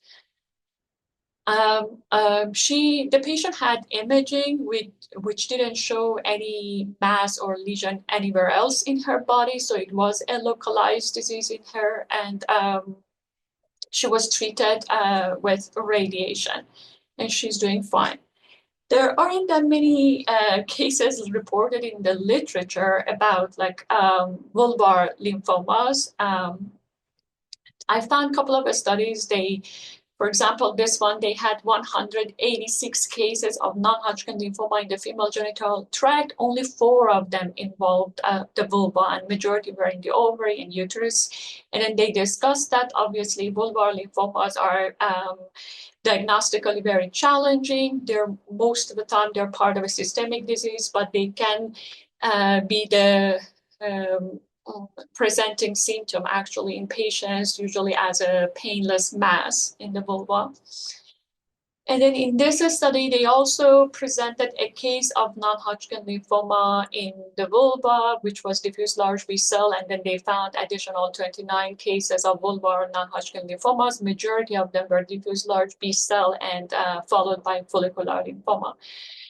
So just the take-home message from my presentation, vulvar lymphomas are really rare and they can be very challenging to diagnose because we don't expect to see them in these locations. We should always think about them if we see lymphoid aggregates or inflammatory aggregates and patient, especially if the patient is older than 50 years and they present with vulvar mass. And diagnosis definitely needs a lot of like immunohistochemical stains and molecular techniques, but it's important to make the right diagnosis because without that, we cannot give the patient the appropriate treatment. And it looks like if we make the diagnosis in earlier stages and patients get the appropriate treatment, they have a better outcome. These are my references. I can stop here and I can take questions if there are any. Awesome, Parnian. Your diagnosis amazed me, but what amazed me and made me feel inadequate was your amazing description and your amazing workup to the point that you said, but at this point is when I referred to my hematopathologist colleagues. I would have given up long before that. You know, to be honest, at the beginning, I didn't think. I was more thinking about stromal lesions, and that's why I insisted on working it up, right? And I also showed it in our department, and I was ready to sign it out as like amyloidosis or some sort of descriptive diagnosis, but then kappa lambda, I think, helped me to think it is atypical, and then definitely I consulted, hematopathologist, and I sent it to them eventually for sure. Yeah. Natalie, do you have any insight into any of this? Very difficult. I will say, through like a shuffling of offices, I ended up on the floor with the hematopathologist. So I feel like I have like an inside track, which is so lovely. I had a case recently of a patient who presented with omental caking, and they thought she had obviously high-grade serous carcinoma. Those patients always get shunted to us, and it ended up being amyloid presented with omental caking, which happens. I think it more commonly involves the bowel, but I think this was sort of like an offshoot of that. And we ended up like, calling it and getting. I looked at a thioflavin T stain for the first time in my life, which requires fluorescent microscopy, which is lovely. It made me think of how Congo red doesn't photograph well, right? But the thioflavin T like glows bright blue when they take it. It's so lovely. And then she ended up having like a plasma cell neoplasm in her bone marrow. So one thing I like to tell residents when I can tell they're like getting a little glazed over is that we're becoming differentiated in academia, right? But like in the real world, patients don't do that. And a lot of like when I was in community practice before I came back to academics, I had to sign out everything. And just because a patient presents with something in her vulva, like you illustrated, it doesn't mean it's going to end up being something that maybe we're as comfortable diagnosing. So you have to at least be conversational and proficient in general surgical pathology to know what you don't know and know when to ask for help. So that was a really cool case. Thank you. Thank you. Arnie, there's a question, just a question about the steps that the patient went through after. Was there ever a bone marrow biopsy done that you're aware of? No, they didn't do a bone marrow because she didn't have any systemic findings. All her blood works and serum electrophoresis, everything was normal. I think that's why they decided not to do a bone marrow biopsy. I'll share. I just had a case, just speaking of lymphomas and stuff, and I think we see this usually. It's in lymph nodes. Once or twice a year you make the diagnosis, or I could never claim to make the diagnosis myself. You lead to the diagnosis being made of some sort of lymphoma. I had a review case. The woman has serous carcinoma of the endometrium, no problem, confined to the endometrium. And then in one slide, there's in the wall of the corpus, there's this kind of sheets of stuff, inflammation, whatever, leave it. Ignore, I go to the chart, I check, she has, by imaging, all up her retroperitoneum, all up the mediastinum, into her neck, these huge lymph nodes. Okay, that's not the typical presentation of serous carcinoma. So then I see, she has a diagnosis of CLL/SLL. And this has to do with Parnian, because then I say, okay, maybe that stuff that I ignored is CLL. And it just so happens that Parnian's husband is a hematopathologist down the hall from me. Lovely. And I went and showed him, and I said, Ali, is this CLL? And he said, yes. So crazy stuff happens, for sure. Yeah. Anyways, Natalie, on to you. Oh, sure. I brought a lot of cervical cases today because that's what my talk was on, but this next patient is 41, and I think presented for LVC, had a history of low grade, so L cell PAPs that were HPV positive, but that was 4 years ago. And like I said, she's 41 because that information always leaves my head as soon as I say it out loud. But I think her case shows, for those of us who sign out cytopathology, a challenging area, which is sometimes these hyperchromatic groups can be difficult to distinguish kind of the cell of origin sometimes. And I took my stage off because I'm doing mostly histo today. So get my twitchy self. But you can see here we have some elevated nuclear to cytoplasmic ratios. That chromatin is pretty coarse. Still relatively abundant cytoplasm. But in other areas, we do get these little groups here, which are pretty suspicious for a high-grade lesion, which is how this was called an HSIL. And then I thought just to talk about the differential diagnosis of the HCG, which can mean different things in different halves of my job, but here it means hyperchromatic carotid group, right? And just to illustrate that some of these sometimes can almost look glandular. We know the differential diagnosis includes things like atrophy, benign endocervix, and then high-grade squamous intraepithelial lesions involving endocervical glands like to do this, and then AIS. So I think this one doesn't really show features of a glandular lesion. Some of the cytoplasm does look a bit metaplastic, so maybe endocervical gland involvement. And like I noted in my talk, only about 3% of patients in one study with adenocarcinoma or adenocarcinoma in situ on histology diagnosis ended up having a glandular abnormality PAP. So this was called HSIL, and I just thought it was interesting that it has these HCGs. And when I'm teaching cytology, I always say, look at the edges to know the truth. So you can kind of see here where they thin out. We're having those irregular nuclear outlines, coarse nuclear chromatin. So this was called HSIL. And then the patient, I always find it interesting to follow up on them. About 3 months later, underwent a colposcopic biopsy. And I'm just showing like real cases today, but for some reason they're all nightmares. But you can see, not nightmares, but just like those cases that make you want to look at every cell at high power. So we go from pretty big fragments of tissue, benign cervical transformation zone. Everything looks pretty standard. And then we have this one little piece of epithelium hanging out up here. We have very similar features to those cells noted on LBC, high NC ratios. The cytoplasm here is even a little bubbly, kind of suggesting maybe involvement of an endocervical gland.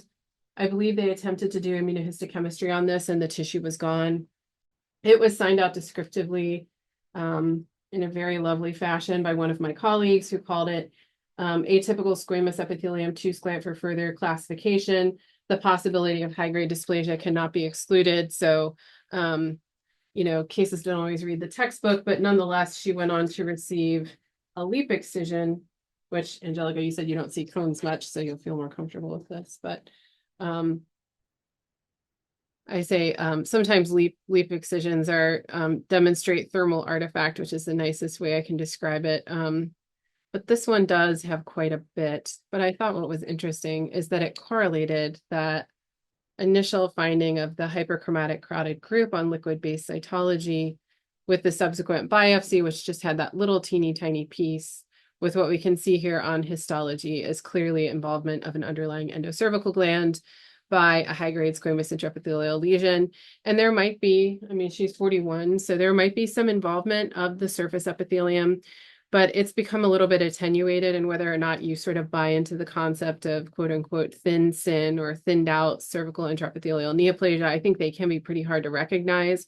All of the rules we use about maturation and where to find mitotic figures and how thick things are supposed to be can kind of go out the window. But this involvement of the endocervical gland certainly is definitive. And I think H-cell can also show elongation when it goes down into endocervical glands like that. And then you can see down here, she has an itty bitty bit of high-grade sin. So if you're thinking about, you know, going from a sort of like population base to a single patient level of just like how difficult it is to screen for cervical cancer, when this is maybe these cells here are what would be accessible with a cervical cytology brush, you certainly aren't going to be able to do sampling of an endocervical gland that's involved by H cells. So I just think cases like this sort of drive home the point of like how complex and intricate it is to screen for cervical cancer. And just to follow up with you, I think I signed this leap out, and I do tend to do P16s just to kind of verify what I'm seeing. And we see here that endocervical gland, and then that little thin part down there was involved. So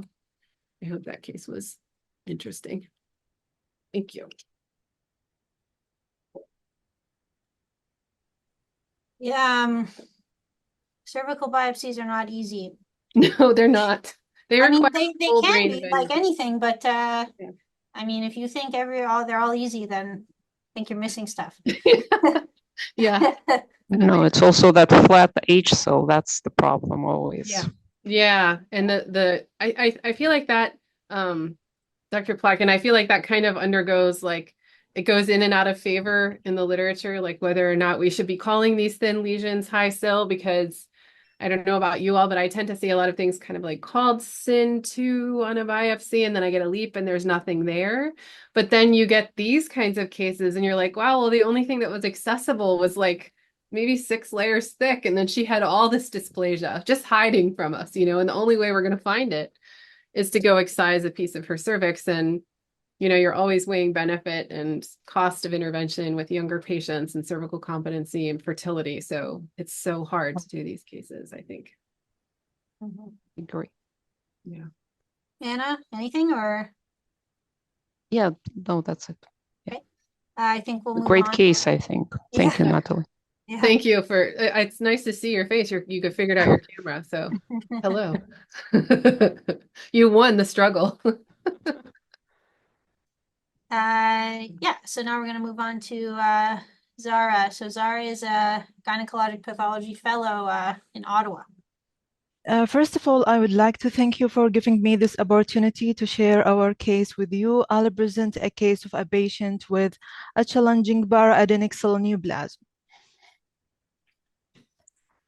Clinical information of the patient is 54 years old female with history of invasive ductal carcinoma of breast. She found to have 5 centimeter left ovarian mass incidentally during CT scan upon her follow-up of her breast cancer. Imaging findings, there is left solid para-adnexal mass separated from ovary measuring 7 centimeter in maximum dimension. Then the patient underwent hysterectomy with bilateral salpingooophorectomy. Grossly, interestingly, there is 3 lesions. One is in the left ovary. There is well-circumscribed solid mass separated from the left ovary, received fragmented. The largest piece measure 4.9 centimeter. The cervix also shows heterogeneous nodule, and there is also 10 small nodule along the uterine serosa.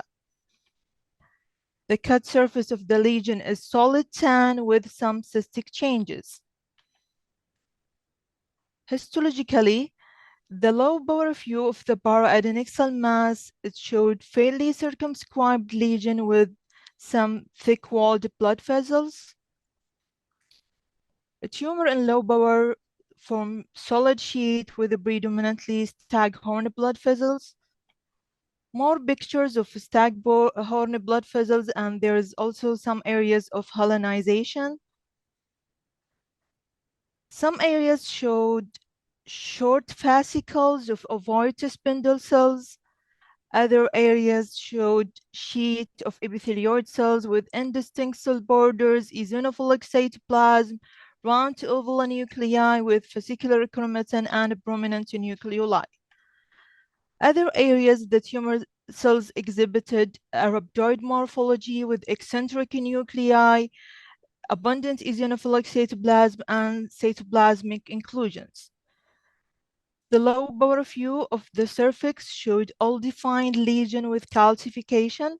High power view of the cervical lesion saw nested and trabecular growth pattern of tumors with some helionization and calcification, as you can appreciate here. More higher power view showed epithelioid cells with abundant eosinophilic and granular cytoplasm. Low power picture of the serosal nodule. The serosal nodule showed similar findings to the ovarian short fascicles of ovoid to spindle cells. So couples of differential diagnoses were considered here: epithelioid smooth muscle neoplasm, endometrial stromal neoplasm, BComas, small cell carcinoma, hypercalcemic type, and in the top of the list, in the bottom of the list, less likely differential diagnoses that were excluded and differentiated: uterine sarcoma, sex cord stromal tumor, and IMT. Coming to immunohistochemistry finding, the tumor cells are diffusely positive for desmin, diffusely positive for caldesmin. CD10 showed patchy positivity, HMB45 focally positive, Mullen A scatter cell only, MITF showed nuclear positivity. Cathepsin K is diffusely positive. Other positive IHC band cytokeratin focally, ER, and WT1. Couples of IHC done here. In this case, I will not go through all of them in seeking of time. Finally, the case signed out as mesenchymal neoplasm favoring BComas perivascular epithelioid cell tumor. There were no evidence of necrosis or lymphovascular invasion. The mitotic rate is up to only 1 per 50 high power field. However, malignant BComa was favored in this case due to presence of high-grade nuclear atypia, due to the large size of the tumor, infiltrative borders, and involvement of multiple distinct areas: posterior cervix, anterior uterine serosa, and left paraadenic cell tissue. The case sent for NGS testing and pathogenic variant present of tuberous sclerosis, TSI1. Few words of BComa from WHO book, 5th edition. BComa is a member of a family of mesenchymal neoplasm composed of perivascular epithelioid cells that express melanocytic and smooth muscle marker. Patients typically present with pelvic mass, abnormal bleeding, or abdominal pelvic pain or infertility. Most cases are sporadic. However, a subset, around 10%, are associated with tuberous sclerosis. Pathogenesis behind BComas: there is an activation and mutation of tuberous sclerosis 1 and 2, leading to upregulation of mTOR signaling. Other alteration can be found: TFE3, RAD51B, or HTR4 ST3 GAL1 fusions. Tuberous sclerosis mutation and TFE3 fusion cannot be seen together, are mutually exclusive.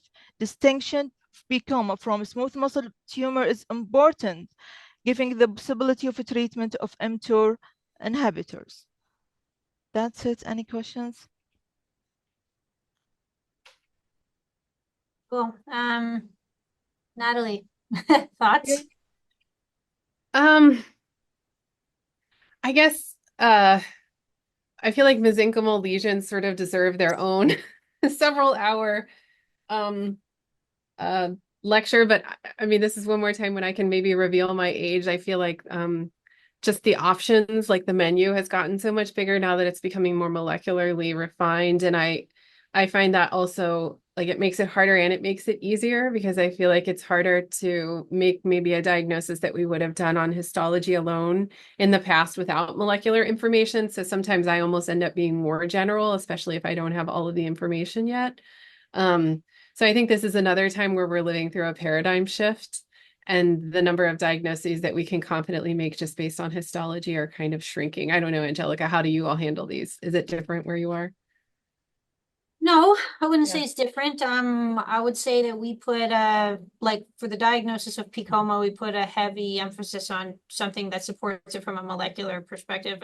Yeah. Now I'm gonna say nowadays, in my practice, that's how I've done it, and my colleagues, that's how we do it to make this particular diagnosis. And I think the literature has gone that way, that if you don't have some sort of underlying molecular support, that you kind of gotta, descriptive more, or call it something else. And they're like you said, like our kind of way we've diagnosed it has evolved. Like the IHC, we know that there's kind of overlap with smooth muscle tumors now. It's not as specific as it once, that those markers were thought to be. So difficult, very interesting case. Very interesting case, yeah. And really good presentation, I thought, yeah. Did you want me to do another one, or are we too close to time? Yes, we'd like to do another one, and then we'd like Boyana to close the show here. So we'll do you, So Natalie, you want me to and squeeze then one we'll in? do Yeah. Boyana. Yeah. Sure. Like I said, I was trying to focus on cervix today. So this is a case actually from my study set. And I have two examples of it because I think it's something that's worth kind of reviewing as many examples of it as you can find, so that when you're faced with this distinction, maybe in the middle of the night on a frozen by yourself, you can have a better chance. So this patient, I know both patients are reproductive aged, and so this would have been an ovarian lesion. We have fallopian tube here, make sure you're in focus, and we have a little bit of ovarian parenchyma with maybe a follicular cyst, some physiologic cysts. You can see she still has follicles there with eggs in them. And then we have this surface lesion. So automatically, if we're running down our sort of metastatic versus primary rubric, we're a little bit more suspicious of this since it's sitting on the surface of the ovary. And another thing I have come to appreciate from Dr. K. Park, who I'm sure Anjelica knows well, but the tips of these glandular proliferations are kind of pointed. So that's another thing that can kind of call your attention to where this is actually hailing from. So it's an ovarian lesion, but maybe not originating in the ovary. And then once you get to the higher power, you can see columnar epithelium with many, many apical mitotic figures. So this was a metastatic endocervical lesion. And I actually made this diagnosis with one of my mentors. This is a slide from fellowship. It actually has a crack in it. I've used it so many times, but Dr. Banet was one of the first people to kind of write up these cases and show that we do have a percentage of them that actually happen in the ovary like this, who only have a diagnosis of AIS. They don't have any invasive cancer. And sometimes you go back after the diagnosis in the ovary and discover the cervical lesion. So we know even in the new Silva classification with pattern A tumors that some of them do behave like this and go to the ovary. This is another more recent example I have of a lesion, also in a reproductive age patient that presented with more of a cystic look inside the ovary. You're running down your list of glandular neoplasia of the ovary and what could this be? And, maybe your differential diagnosis would be something like a mucinous carcinoma primary to the ovary versus an endometrioid adenocarcinoma. But once again, they'll tell you what they're doing. When you go down and you see all these apical mitotic figures, you think, could this be endocervix? The patient is younger. Should I include P16 and maybe HPV if I have that available in my diagnostic workup of these? And I will tell you, just for like a belts and suspenders kind of approach to pathology, I do tend to do P16s on almost all of my mucinous and endometrioid lesions of the ovary just to keep myself out of trouble. But you can see this one does have some necrosis as well. So maybe you would have included even like a metastatic, carcinoma of other origin. But I actually have the IHC on this one, and that was the P16. So I don't think I had HPV available. And this patient, this was a couple of years ago, but she did have a history in the cervix. So that can be helpful. But I don't know how often you all are doing frozen sections at the time of ovarian tumor diagnosis. I know that varies by country, but we tend to do them pretty often here. So this is just for comparison's sake, mucinous tumor of the ovary. And you can see here, intestinal type differentiation with no real floating mitotic activity. And it does have that sort of like more fluffy appearance, to be very scientific with my language, of a mucinous borderline tumor with that sort of complex folding pattern. And then the other thing that I think would be in the differential would be this lesion, which would be an endometrioid lesion. So we have here probably sufficient crowding to call it a carcinoma, but it kind of tends to arise in an adenofibromatosis background. You can have squamous metaplasia, especially in low-grade tumors. This doesn't really have it, but I think if you're just thinking with an endometrial mentality and pretending you're inside the uterus, this does look as you would expect. But I often find too in the differential diagnosis of FIGO grade 1 endometrioid adenocarcinoma, kind of differentiating those from endocervical cancers can be very tricky. So in a lot of low-grade endometrial tumors, I also tend to include P16 in my workup panel now that we're doing things like P53 on MMR. On all the cases, I don't find it that problematic to just add that into my algorithm. So I thought that would just be an interesting thing to remind you that adenocarcinomas of the cervix like to do as well. So in the interest of time, I will defer to the next person. Yeah, cool. Always a fascinating phenomenon. Like you said, there's so many of these interesting little tidbits. Like it can happen years and years later with something that looks like not that bad, and all sorts of stuff that you can, as you said, confuse them with primary things, borderline like areas, and all sorts of stuff. So and we know even like I think your work's on this, like the prognosis in these patients tends to even be pretty good, but you're like, really? How do I even stage this? You know, yeah, well, that's another thing. I know, exactly. So then there you are with ovarian disease, and you're like, well, this maybe isn't quite like other things, but it's just interesting to keep in mind, especially if you're maybe in a high pressure situation where you have to think about 15 things at one time. So yeah. Sure. Thanks, Natalie. Boyana. Hello. Closing the show here. This will be the last case. Well, first of all, thank you so much, Natalie, for joining us. And thank you, Anna and Anjelica, for organizing these sessions. They're always fantastic. And hi to all the people on this call that I know. So it's nice to have a little reunion. So I have two cases. I don't know if we'll have time to get to the second one, but we can start and see how far we get. First, let's figure out the technology. All right. So the first case is a 77-year-old lady with a wide local excision of the vulva. And basically what we ended up with here is this lesion here. So it's an interesting one. Certainly there's this very thick hyperkeratotic plaque on top of it. And when we zoom in, it's actually kind of like a really pale lesion. And there is maybe a tiny hint of a granular layer, but it's kind of lost in as you start to really look at this lesion. Now, when we start looking at the basal layer, it's kind of unremarkable. You know, there is an inflammatory infiltrate hugging it. And there really isn't much, maybe a dyskeratotic cell here, but there isn't really much going on at the basal layer. So typically with these lesions, of course, there is a differential, and we think about, of course, the inflammatory dermatoses. Could this be lichen simplex? Could this be lichen sclerosis?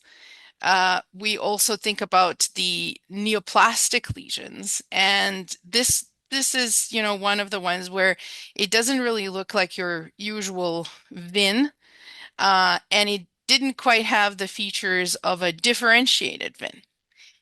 And so we did a P53 stain. And just make sure that oops, this is kind of zoomed out. All right, let's see. All right, so here's our P53. Okay, so sort of a wild type pattern along the basal layer.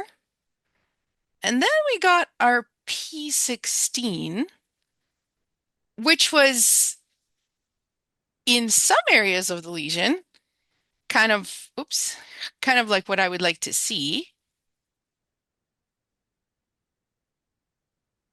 because of where my thoughts took me. So kind of a patchy pattern.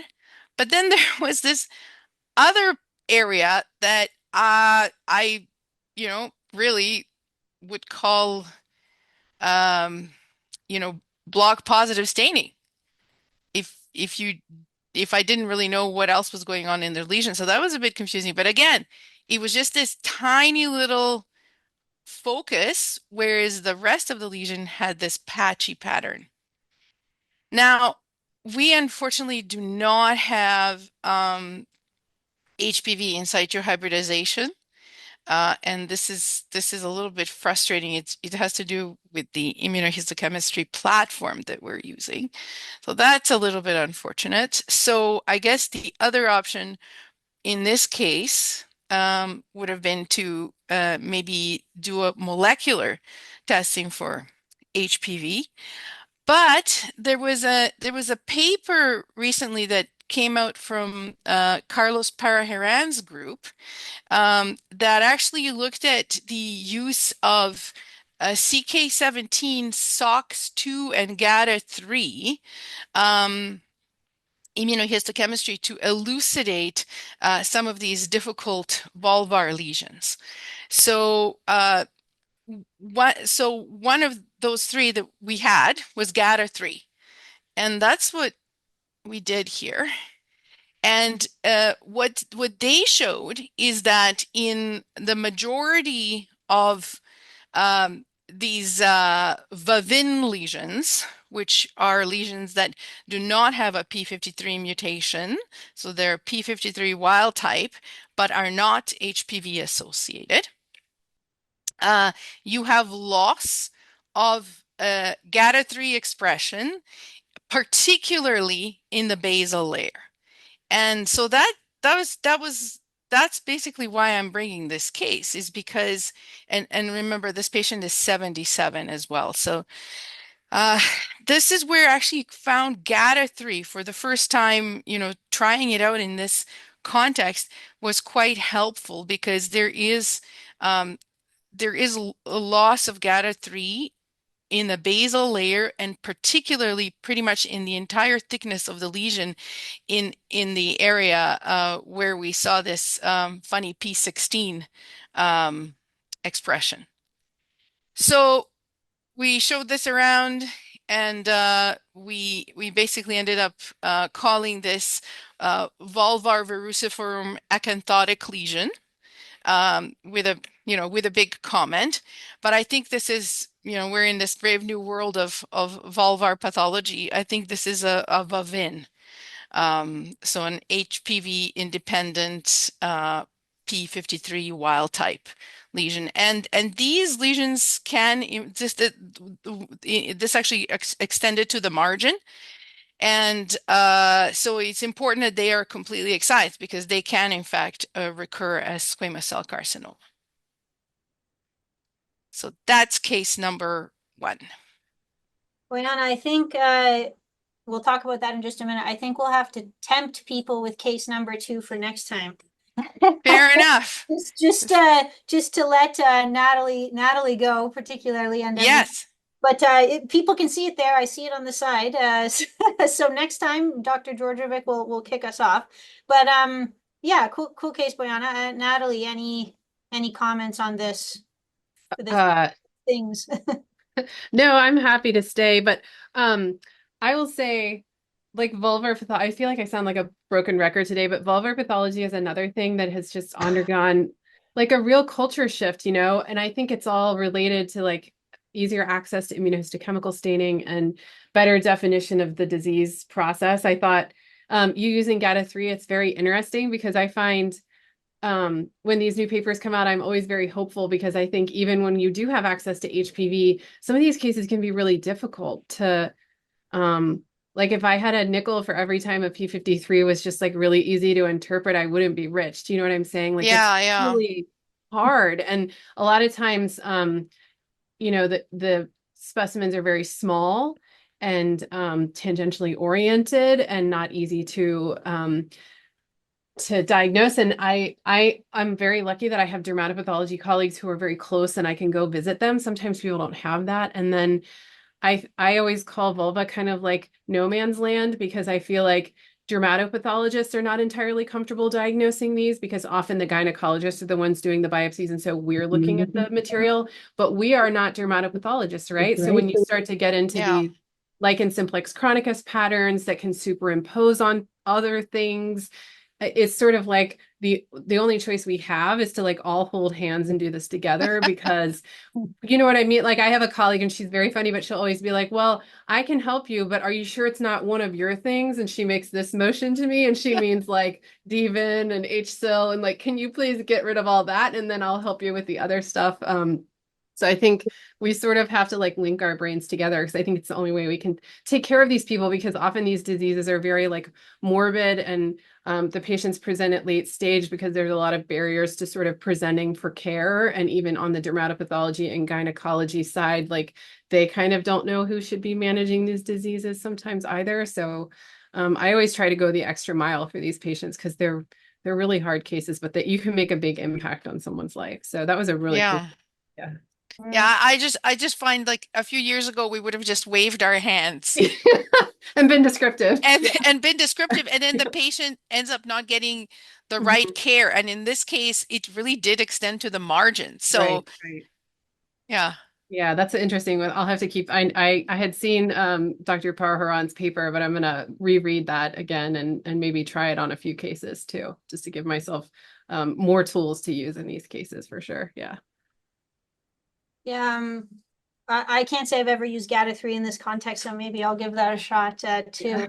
Yeah.